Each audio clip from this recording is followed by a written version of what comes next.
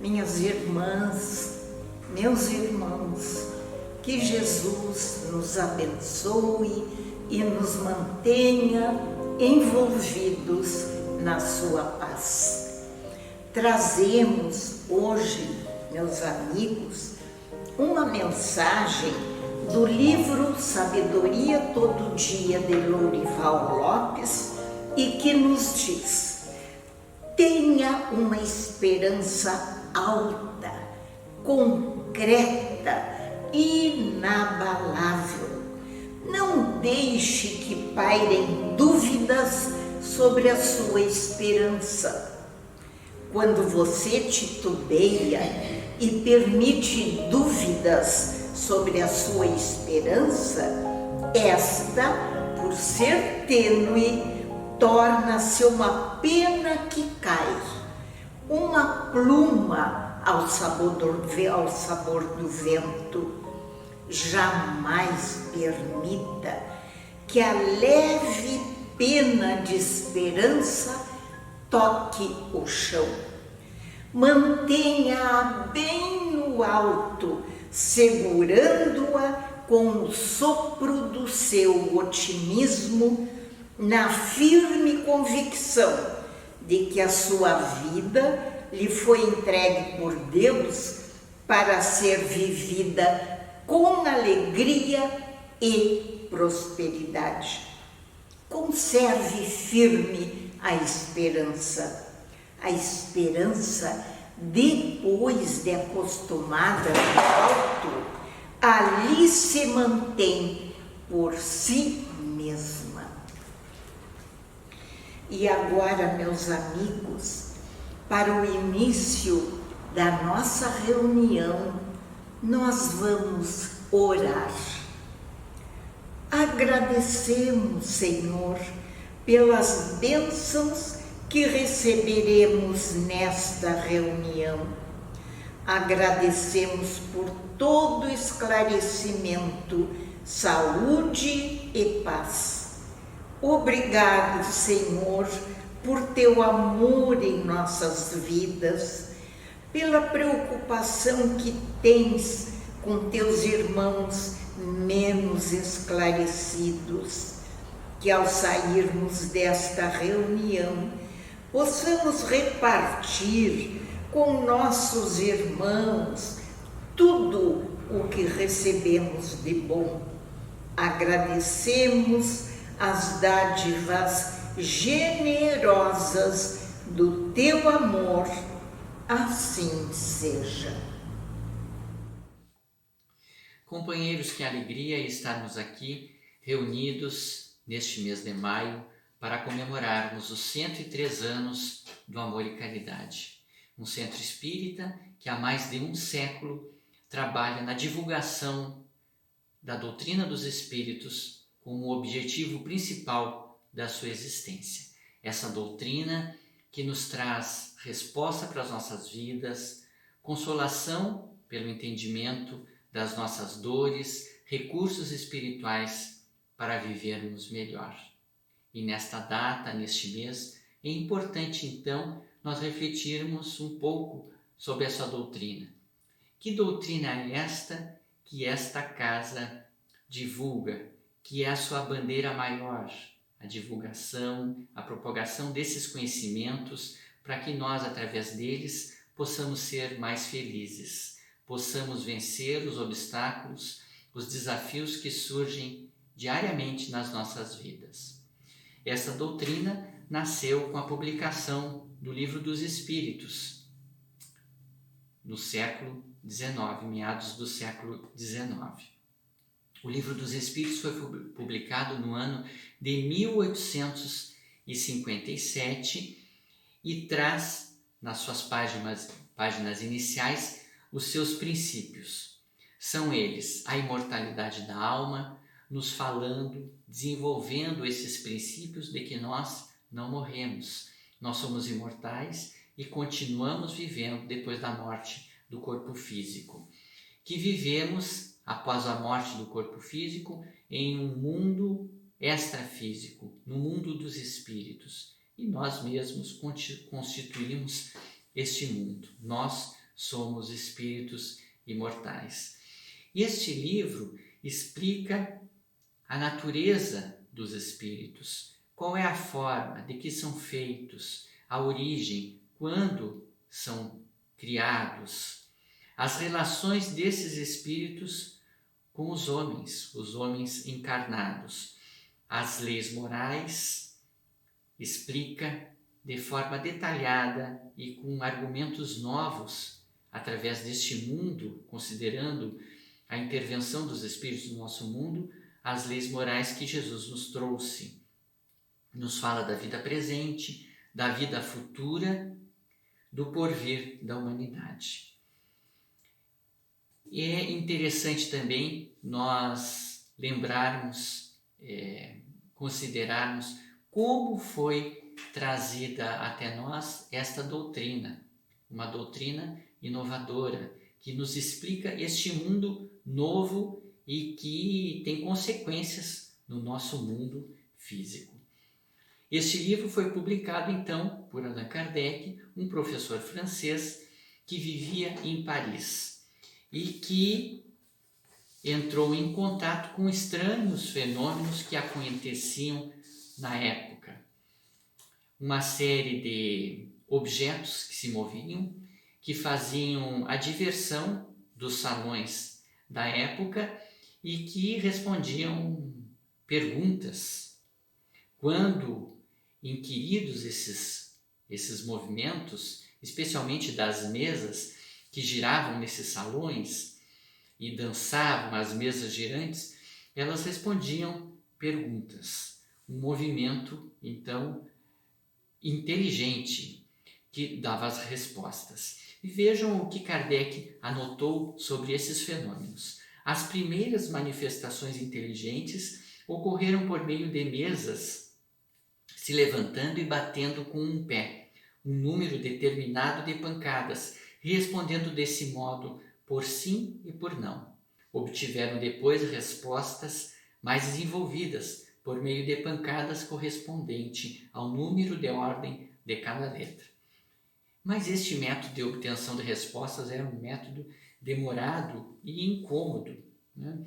E o próprio fenômeno, as próprias inteligências que se manifestavam, que davam resposta, indicaram uma outra maneira de obter respostas, que era colocar um lápis amarrado, atado a um cesto de vinho, a um cesto onde se colocava a garrafa de vinho, e assim as pessoas, os médiuns que estavam ali, colocavam os dedos sobre essa cesta, essa pequena cesta, e essa cesta desenvolvia o movimento e com o lápis e trazia então as respostas. Escrevia palavras, frases e até mais, dissertações de muitas páginas sobre as mais altas questões de filosofia, de moral, de metafísica, de psicologia, enfim, de vários assuntos. E com uma rapidez na escrita que maior até do que aquela que se escrevesse com a mão. E mais tarde se reconheceu que essa cesta não era mais do que um prolongamento da mão e do braço, apenas um apêndice, e que se poderia eliminar este meio intermediário. A mão, desta forma, poderia pegar diretamente o lápis e, num movimento involuntário, escrever da mesma forma essas respostas, essas mensagens que esta inteligência transmitia. A partir destes fenômenos, Kardec começou a se interessar cada vez mais, frequentava essas reuniões, levava perguntas para essas inteligências sobre as mais diversas áreas. Kardec era um professor de francês, de ciências naturais, de matemática, abrangendo várias áreas do conhecimento. Então ele levava sobre diversos pontos de interesse perguntas elaboradas para essas inteligências. E à medida que ele foi frequentando essas reuniões, ele começou a desenvolver, a a aprofundar em determinados tempos, a abordar, a ver questões que estas respostas ainda lhe traziam. Ele, dessa forma, observava cuidadosamente cada resposta, comparava, deduzia consequências e ia traçando sobre os mais diferentes assuntos princípios, né, através destas respostas.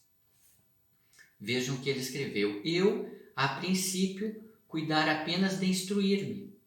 Mais tarde, quando vi que aquilo constituía um todo e ganhava as proporções de uma doutrina, tive a ideia de publicar os ensinos recebidos para a instrução de toda a gente. Então, quando Kardec se deu conta que aquelas respostas de grande profundidade sobre diferentes assuntos traziam informações importantes, traziam respostas filosóficas para a vida do homem, traziam informações sobre esse elemento novo, o elemento espiritual, e que afetava diretamente a vida dos homens. Ele resolveu colocar essas informações todas, essas páginas recebidas, essas respostas, em um livro. Da comparação e da fusão de todas as respostas, coordenadas, classificadas e muitas vezes retocadas no silêncio da meditação, foi que elaborei a primeira edição de O Livro dos Espíritos, entregue à publicidade em 18 de abril de 1857. Se nós formos analisar o índice do Livro dos Espíritos, nós vamos ver que ele foi apresentado em 4 partes por Kardec, ou como ele diria, em 4 livros. Então, o primeiro livro trata das causas primeiras, o segundo livro do mundo dos espíritos, o terceiro livro das leis morais e o quarto livro das esperanças e consolações. O primeiro livro das causas primeiras fala de Deus. O que é Deus? Quais são as provas da existência de Deus? Fala do universo, da criação do universo, do espaço, da criação dos mundos, trata da matéria e do espírito, dos seres vivos, da visão bíblica de Adão e Eva, como o Espiritismo encara esta questão de Adão e Eva, trata da vida de outros planetas, como devemos encarar a Bíblia.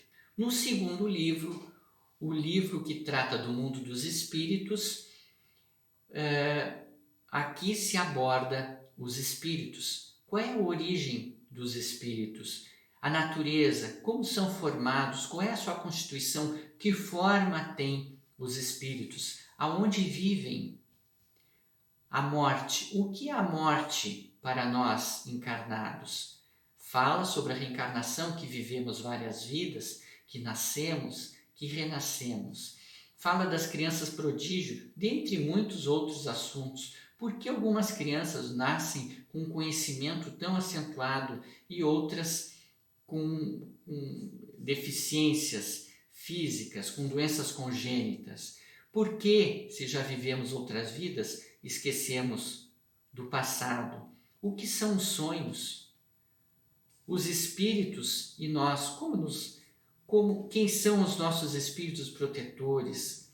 Fala dos termos anjos e demônios. O que são os anjos e o que são os demônios? O terceiro livro apresenta as leis morais, aqueles ensinos que Jesus nos trouxe, mas com uma visão espírita, levando em conta o elemento espiritual. E fala da lei divina, fala de outras leis, como a lei da adoração, sobre a prece, a lei do trabalho, a lei da conservação, de destruição, a lei da sociedade e muitas outras. O quarto livro fala das esperanças e consolações. As esperanças e consolações terrenas, a felicidade e infelicidade relativas, a perda de pessoas amadas, o medo da morte, o suicídio Vejam quantas questões este livro traz para entendermos e vivermos melhor, porque esses temas todos estão relacionados com a nossa vida. E as esperanças e consolações futuras, o céu, o paraíso, o inferno, o purgatório, como nós entendemos tudo isso, como o Espiritismo nos explica todas essas questões. E Kardec, neste estudo, nesta coordenação, nesta pesquisa em torno desses temas, sempre considerou os fatos, sempre considerou a razão como seu melhor guia para a elaboração destes princípios, deste trabalho. E ele dizia o seguinte: os fatos, eis o verdadeiro critério dos nossos julgamentos, o argumento sem réplica. Na ausência dos fatos, a dúvida é a opinião do sábio. Então, é esta doutrina que nos traz esses vários princípios, que nos ajuda a ver a vida de uma forma mais clara, mais racional, aonde todos os acontecimentos se encaixam uns com os outros, é que nos ajuda esses princípios a viver melhor. É como se fosse um farol, esta doutrina, a iluminar os nossos caminhos. Entretanto, é sempre bom ressaltar que este caminho iluminado deve ser percorrido por nós, através das nossas próprias pernas, dos nossos próprios passos.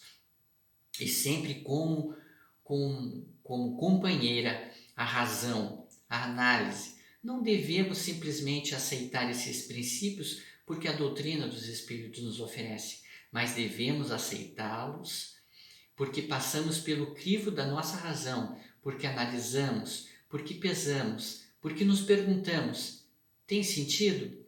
Tem sentido para nós esses princípios?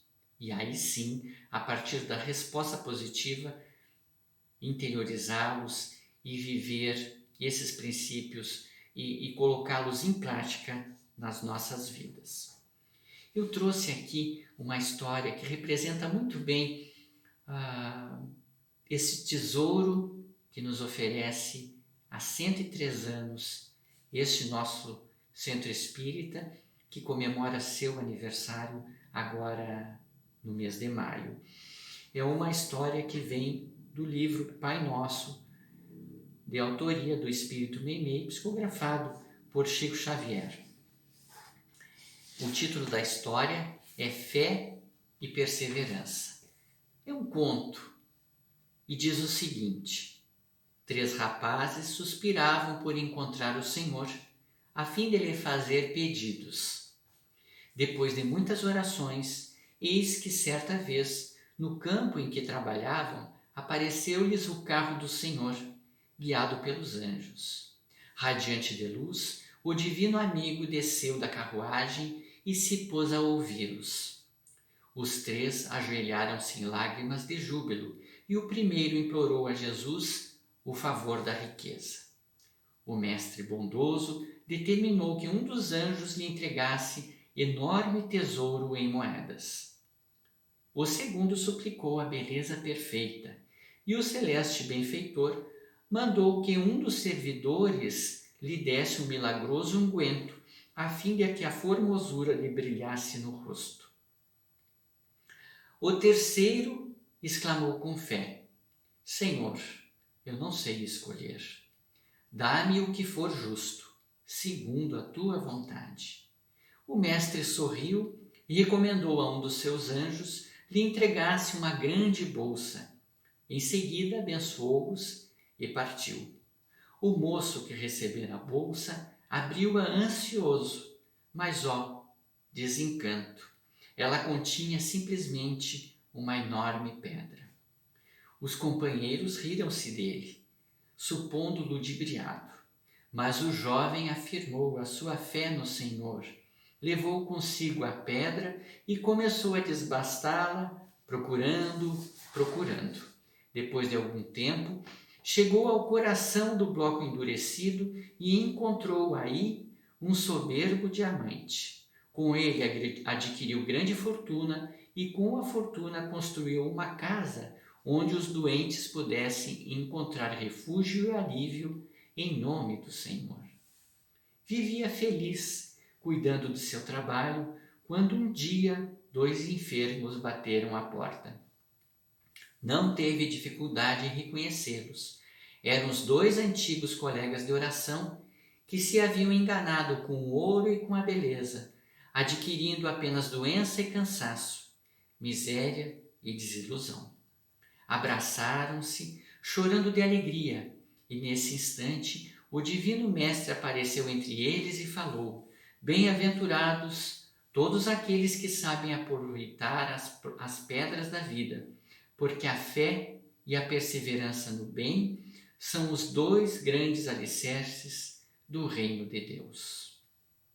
Aproveitando, então, desta forma, o tesouro que esta casa nos oferece, a doutrina dos Espíritos, possamos viver da melhor forma.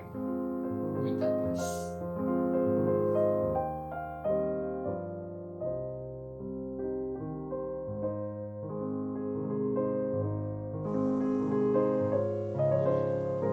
Oremos agora pelos necessitados em geral e pelas vítimas da pandemia.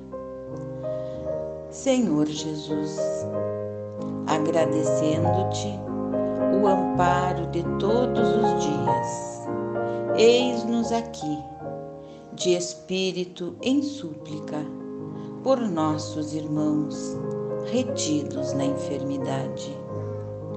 Lança, Mestre, um olhar de compaixão sobre os seus sofrimentos. Alivia-os de suas dores, encaminhando-lhes nossas vibrações, a fim de que possam receber um bálsamo em seus corpos e consolação para suas almas.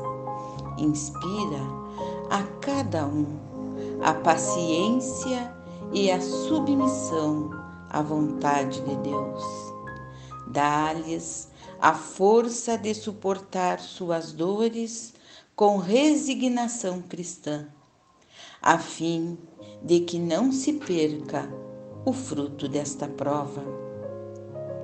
Senhor das bênçãos, que teu amor possa assegurar-lhes confiança e bom ânimo, e que todos possam ser envolvidos nas tuas salutares radiações de refazimento, esperança, paz e muita fé em seus corações. Que assim seja.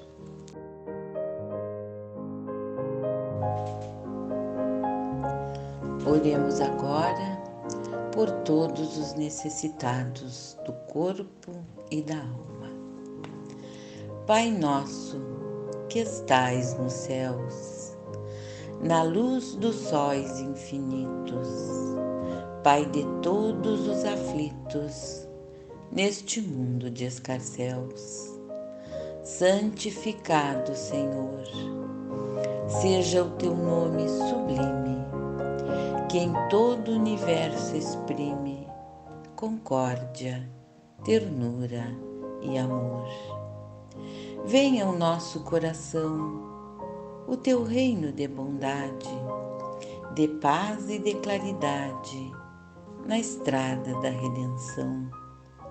Cumpra-se o teu mandamento, que não vacila nem erra, nos céus como em toda a terra, de luta e de sofrimento.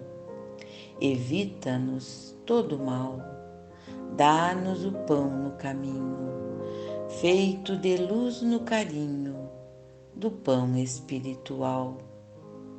Perdoa-nos, meu Senhor, os débitos tenebrosos, de passados escabrosos, de iniquidade e de dor. Auxilia-nos também nos sentimentos cristãos, a amar aos nossos irmãos que vivem distantes do bem. Com a proteção de Jesus, livra nossa alma do erro, neste mundo de desterro, distante da vossa luz. Que a nossa ideal igreja seja o altar da caridade, onde se faça a vontade do vosso amor, que assim seja.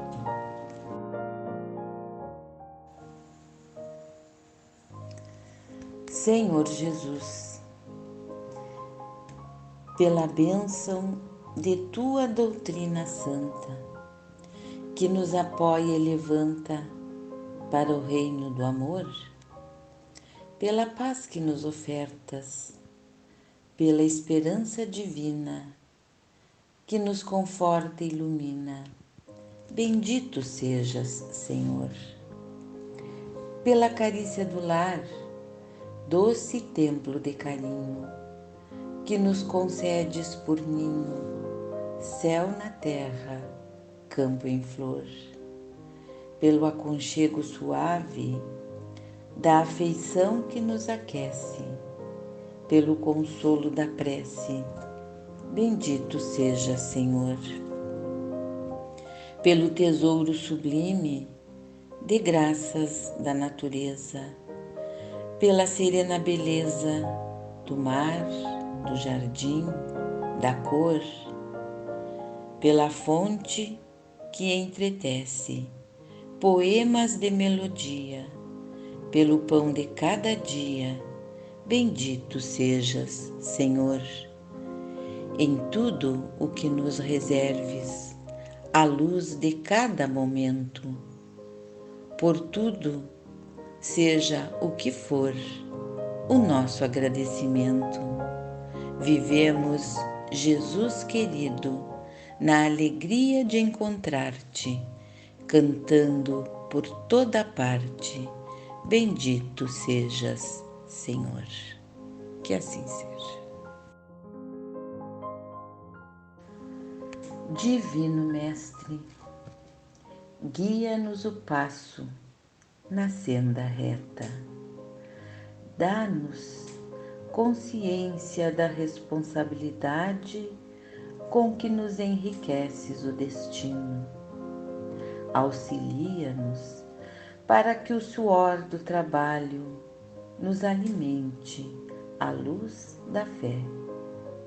Não permitas que o desânimo nos corroa o ideal e ajuda-nos para que a perturbação não nos inutilize as obras. Fortalece-nos a vigilância para que não venhamos a cair em erro. Dá-nos coragem para vencer a hesitação e o erro, a sombra e a tentação que nascem de nós mesmos. Faze-nos compreender os tesouros do tempo, a fim de que possamos multiplicar os créditos de conhecimento e de amor que nos emprestastes. Divino amigo, sustenta-nos as mãos no arado de nossos compromissos, na verdade e no bem, e permanece amparando nossas vidas, agora e sempre, e que assim seja.